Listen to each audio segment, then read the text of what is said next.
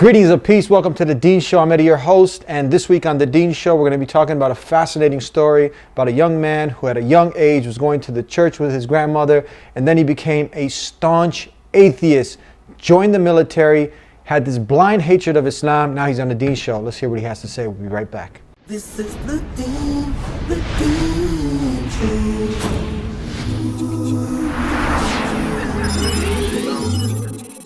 This is the Deen Show. This is the Deen Show. This is the Deen Show. This is the Deen Show. This is the Deen Show. This is the Deen Show. This is the Deen Show. This is the Deen Show. Assalamu alaikum, peace be with you. Ali Camarada, how are you, brother? I'm doing good, alhamdulillah. All right. Now, when I opened the show, I talked about you formerly being in the military, white American, was a staunch atheist, then a born-again Christian. Is this pretty much how it happened? The steps? Yeah, throughout high school I became an atheist, then later on a Christian again before researching Islam after 9/11, yes. Let's start from when your grandma used to take you to church. Let's start from those days. Okay. Well, when I was a little kid, my grandma was the most religious person in the family. She used to take me to church almost every Sunday.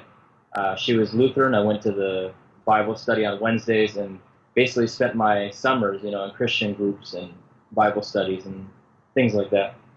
Yeah. So that was good, yeah. So around how old were you at that time? This was ever since I was little, or as far as I can remember, until later when I got to about middle school age or so. That's when I really didn't go to those events as much going into high school. So how do you go from grandma taking you to the church to becoming not only an atheist, really a staunch atheist, as you mentioned? I was raised, I had a lot of knowledge of it. I went through all the motions as a kid, but at the high school age, I stopped going to church as much. And then mostly it was during biology classes. A lot of the teachers, even though religion's not supposed to be spoken about in school, a lot of times when they're talking about stuff like evolution and whatnot, the teachers, they're authority figures for kids. So, sometimes they interject their atheist belief during the high school years. And I actually had a lot of conversations with two specific teachers, and they really convinced me of their way. So when I was maybe about 14 or 15 or so, I made a decision that atheism is the truth, that it's based on science, and everybody else is just crazy nut jobs to believe anything else. And I've basically made my mind up that in order to be religious, you have to turn your mind off. And from there on, I basically was very against religion for a few years. So you totally, at that point, left religion altogether? Yeah, I had taken maybe 1 or 2 years before becoming an atheist where I wasn't really practicing as a Christian. And then when I became an atheist, my basic outlook was that everybody who believes in religion, they must be, not able to think, or they must not know science or something along those lines. Now, what did Grandma have to say about this after you told her that you made this decision?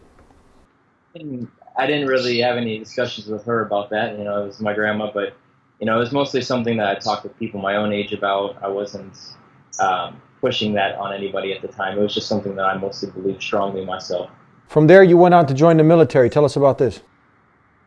I joined the military early. When I was 17, right after my birthday, I did the early enrollment, which means that you get to do half the training. You got to finish high school and then go back for the other half.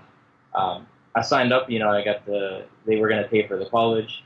I had no problem with the Army. I thought it would be a good experience, good for career path, good for paying for college, obviously, and other things, but also because I felt like it was a good move responsibility-wise. And after joining the military, that's when I went to basic training when I was 17. This was all before I was Muslim.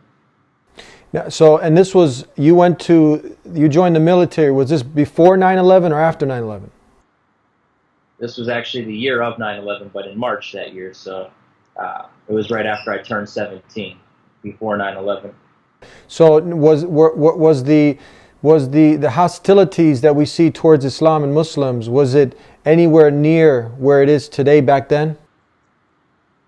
I grew up in a medium-sized city, and Erie, Pennsylvania has about 1 million people, but I never met a Muslim my whole life growing up.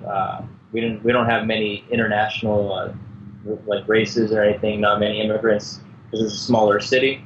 In the military, I mean, I can't remember the word Islam or Muslims coming up before 9/11, even in the military. It was basically a non-issue. Nobody knew about it. Nobody talked about it. It didn't come up as much in the media. And then even in basic training that first year when I was 17, I went that summer, which was just a few months before 9/11. Most of the time they were talking about communism and Russia and the history we had with that, and then the Vietnam War, and those are mainly the enemies they would talk about before 9/11. So Muslims never really came up.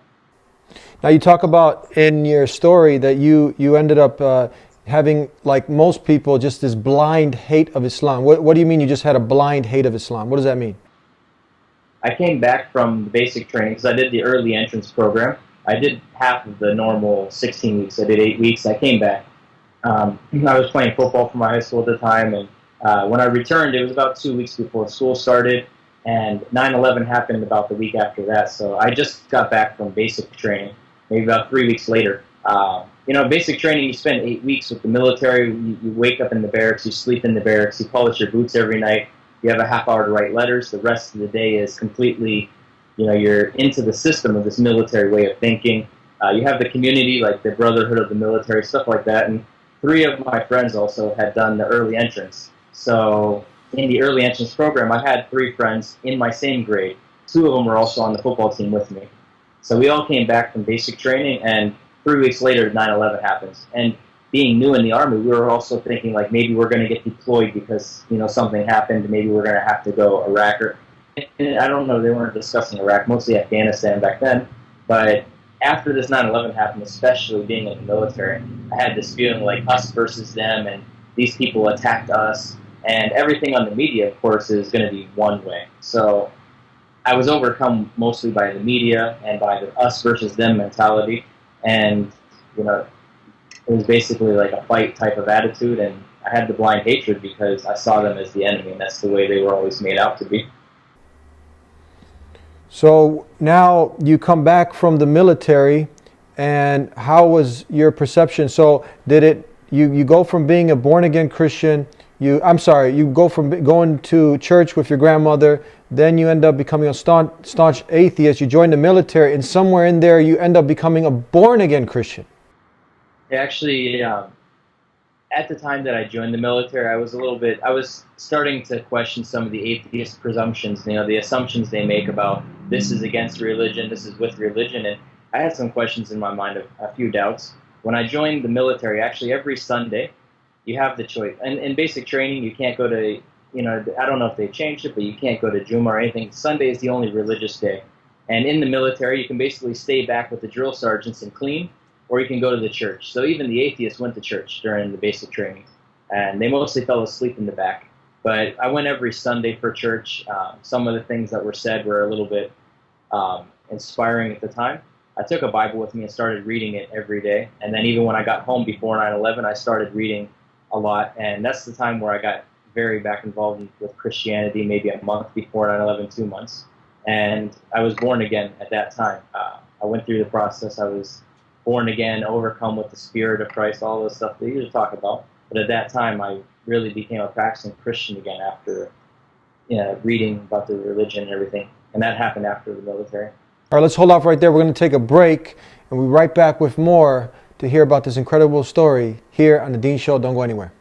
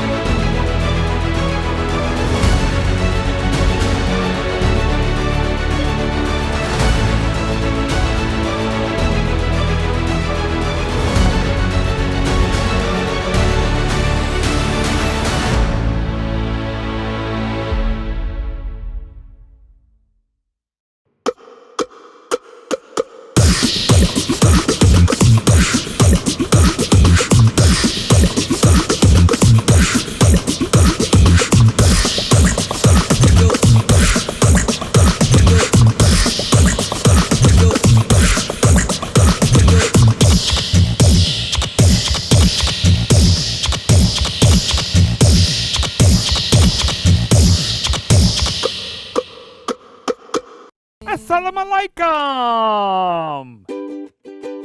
I love Adam's world because it makes me learn in a fun way. That Adam has a green face and orange hair. I like this song. I like how Adam sings. I like Adam's world because it makes me happy.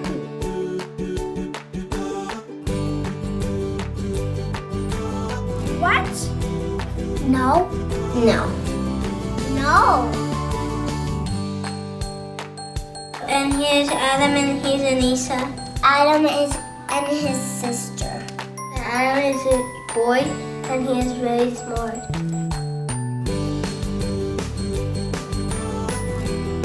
Download the new Adam's World app at adamsworldapp.com and let's help tomorrow's Muslims today.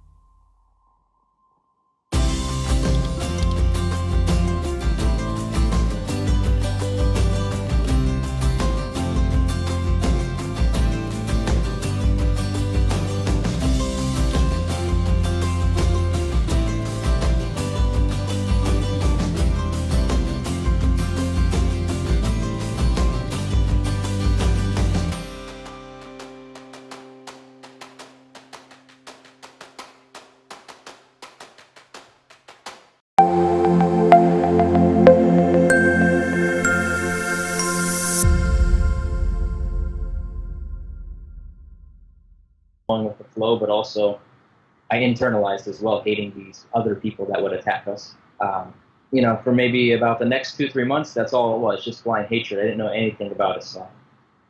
But I hated it despite having no knowledge. Talk to us about this class project that you had, that it was an easy A, an easy pass if you did it, and what was it on? Yeah, actually, being my senior year, I only needed a few credits, so I took a few of those easy classes, that you don't have to do anything in. And it was a drafting class, CAD and doing different stuff. And we had a project that was due after Christmas. If you make a board game, and the teacher said that if you make a board game using the drafting techniques, if it's an original idea, you get an automatic A for the class, even if you don't show up. So, everybody wanted to put a little effort in it. And he said if it was a unique idea that he's never seen before, I would get an automatic A, and everybody would. So being after 9/11, I decided to make a concept that I'm going to kill Osama bin Laden. You roll dice, eventually you fly to Afghanistan, you land on a square, you pick up a weapon, you land on another square, you pick up something. It was like a board game. And the whole plot was to kill Osama bin Laden. I finished this before Christmas break, and it was due afterwards. So I decided to take it home with me. I was going to draw some graphics on it, some extra images to make the board game good. Because acing the board game meant an easy second half of the year. And actually, that's when I looked up some pictures. I forgot what a turban looked like. And one of the squares you landed on was to light Osama bin Laden's turban on fire. And that was a way of killing him. So I wanted to look up an image and draw it on the game board as an illustration. And that's actually when I jumped on Google, started typing in turbans. And one of the first sites I came across was the IslamGuide.com, the brief illustrated guide to Islam. And I remember one paragraph specifically. It may have been the first or the second. But it said that Islam believes in the prophets like Adam and Noah and Abraham and Lot and Moses and Jesus. And that blew me back, because all I ever heard is that these people believe that the more disbelievers they kill before they die, the better they're in heaven, the 72 virgins and everything. So reading that they believe in the prophets was shocking to me, because I had a blind hatred but no knowledge. So once I saw that, I realized, I hate these people, but I don't even really know what I'm hating. I mean, how can you truly hate something if you don't know it?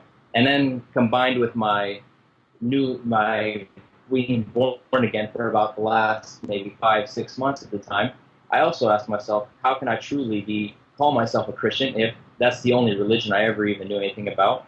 And I was confident in Christianity. I said, I'm going to know more about these Muslims because they're bad people, but I want to understand them. But also, Christianity is the truth. So no matter what I read, I'm still going to be a Christian. I'm still going to reaffirm my faith. So that's when I started reading, and that was basically the first day of Christmas vacation.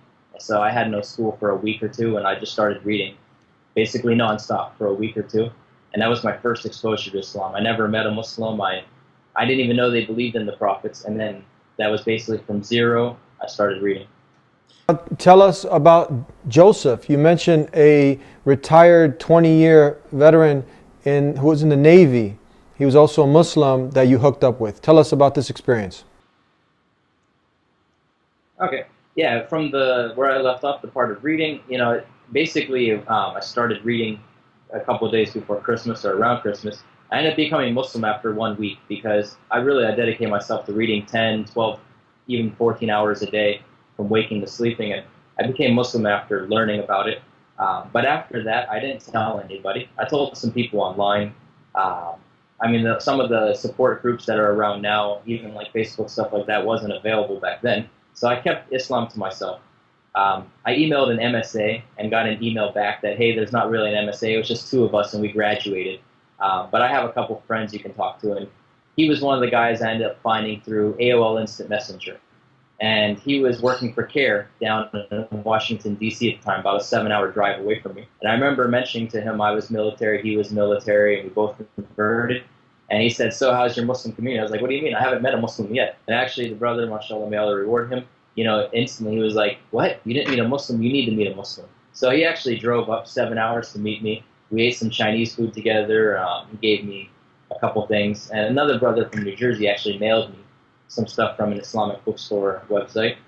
And then after meeting him, he said, hey, I got work in the morning. I go. So I only saw him for an hour. But mashallah, brother drove to see me. And that gave me a good impression of brotherhood early on. Because at the time, I still hadn't told any of my family and friends that I was Muslim. They actually found out about 4 months later.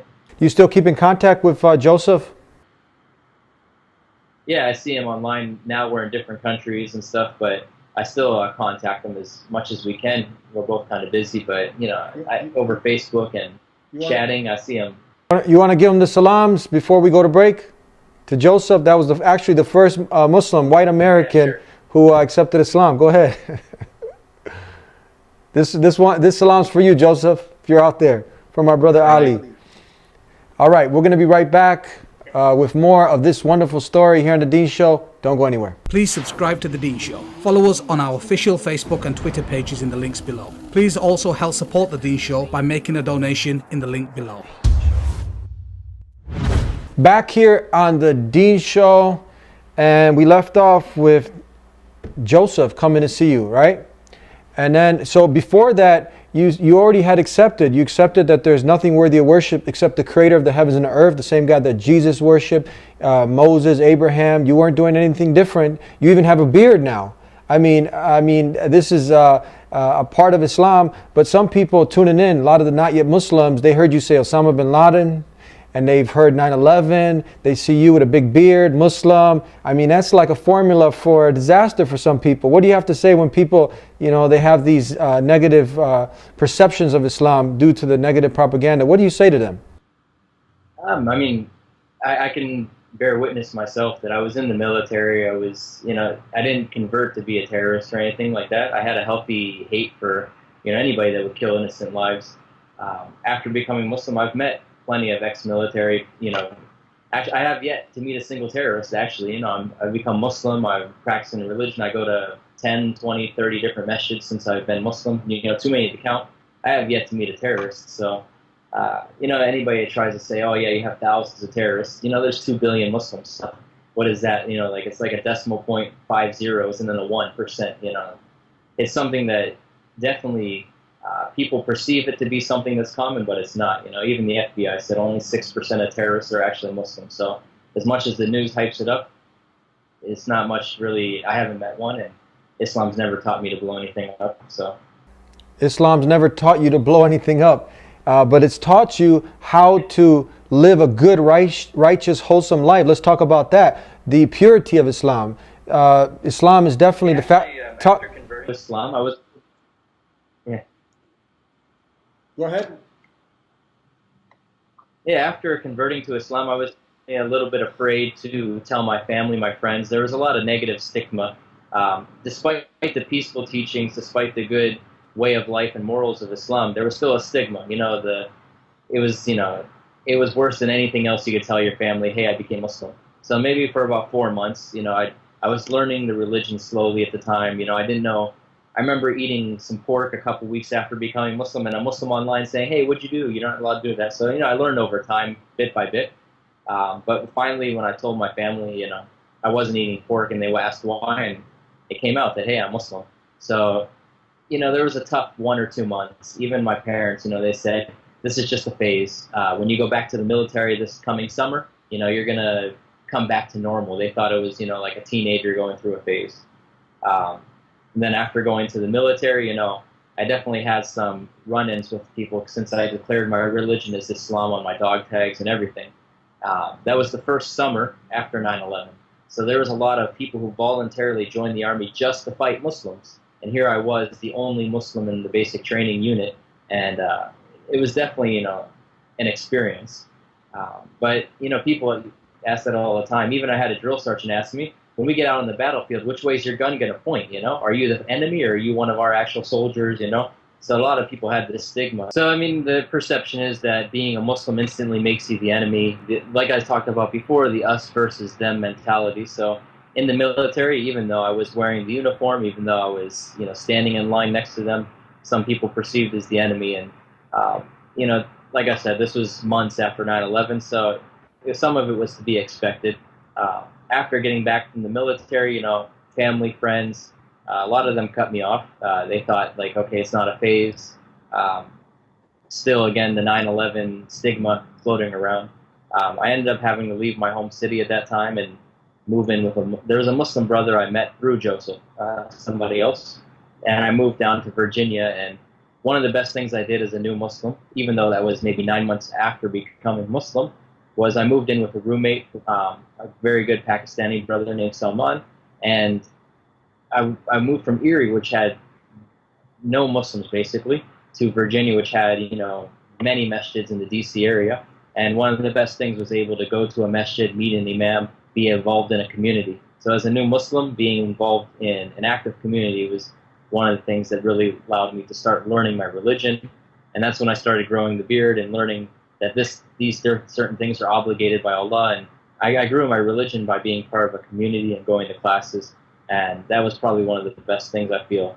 Before that, I did feel alone, but alhamdulillah, Allah was always with me when I went through the military and other things. But if I have one advice to new Muslims, is that definitely trying to be involved in the community makes a big difference, because those 9 months alone was very hard. But as soon as you have a community with you, you feel that you're no longer alone. Yes, you always have Allah, but for a new Muslim, there's a lot to learn, there's a lot to understand, and sometimes having the support is very crucial.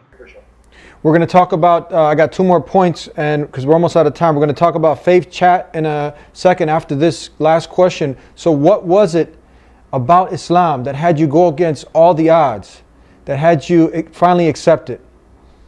The main thing really, like I said, when I first read about Islam, I was trying to reaffirm my Christian faith throughout the whole thing. I was reading just to understand the enemy, basically.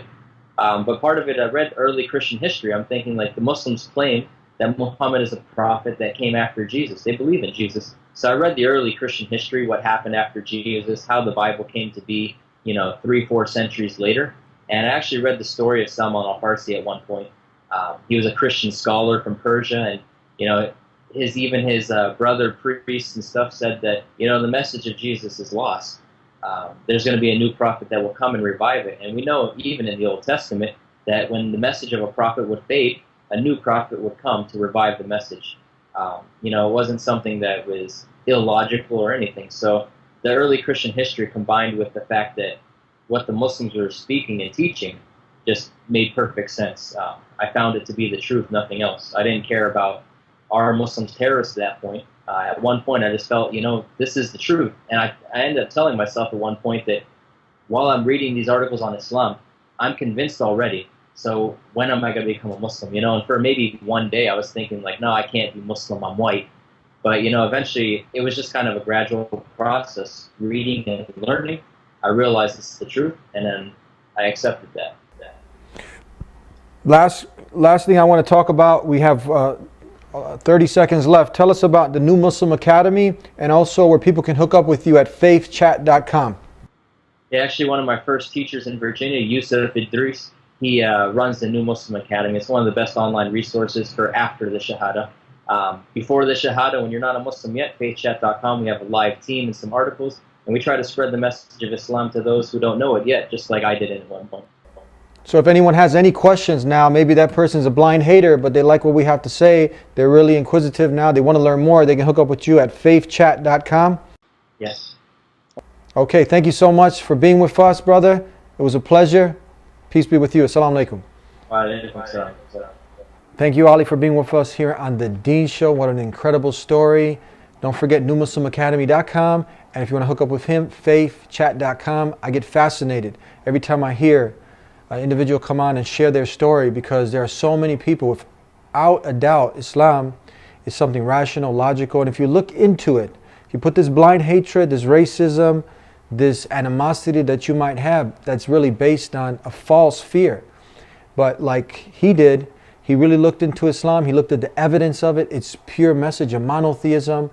It's called to do good, to live a righteous life. It doesn't call you to blow yourself up or anybody. It doesn't call you to terrorism and all these other things that are associated with it. And with all the negative propaganda, it still continues to be the fastest growing way of life in the world. Why is that? Why is that? You got to ask yourself. So you learn that, once he saw the similarities, he saw that Islam, submission to the will of the Creator, not the creation, that he saw calls Muslims to believe in Moses, Abraham, Jesus, the last and final messenger, Prophet Muhammad, peace be upon him, and you can put it all together from the beginning. That they didn't come with different religions. They all came with the same simple message, the same way of life, that you submit yourself entirely to the one who created you. You don't worship a man, a woman, a stick, a stone, a bone. No, Jesus, peace be upon him, who we love and revere, it's a lie. If you've been taught that, you've been brought up to believe that he's God, a literal son of God, this is a blatant lie. He never, why is it a lie, Eddie? Because Jesus never, ever called people to worship himself. He was sent by God with a message from God, calling the people to worship God. Don't make it out to be something it isn't. And don't put words in his mouth, because Jesus, peace be upon him, he was subordinate to God. He worshiped God. He prayed to God. He ate food and went to the bathroom. He wasn't God. And he wasn't a literal son of God. He was a mighty messenger of God. And if you can understand, because this is the crossroads, this is where we go to the right, and other people, they end up going in a direction that's not based on any proof or evidence, just blind following. And this gentleman here who was with us, he wasn't about to do any blind following. He looked at all the evidence, he scrutinized it, and he saw that Islam provided. Islam, remember, it's just an Arabic word that means submission to the will of God. And Jesus, he didn't speak English, he spoke Aramaic, which is a sister language to Arabic, and he called on Allah, the Creator, God Almighty, Allah. So look, too much to mention in this short amount of time, but Islam is simply a way of life that calls you to have a relationship, a loving relationship with the one who created you, the one who made you, the one you're going to return back to. So call on the one who will never let you down. And we believe he's the most just and loving, and he wouldn't leave you without guidance if you ask. So ask the one who made you for guidance. And continue to tune into the Deen Show. This life is short. You got to figure it out. What's the purpose of life? What's the meaning of life? Why have I been created? Why am I here? Just to accumulate a lot of wealth and money, party and die? No, there's more to life. Think about it. Think about it. Follow us, subscribe to the Deen Show. And as you can see, I get really excited talking about Islam because it makes sense. It really makes sense. And it'll make sense to you if you just look into it, put this blind hatred, animosity, or you picked up maybe through the media, Fox News, or many of these other outlets, and tune into the Deen Show every week so you can learn more and you can be enlightened. That's right, and a whole new world will open up. We'll see you next time, inshallah. God willing, until then, peace be with you.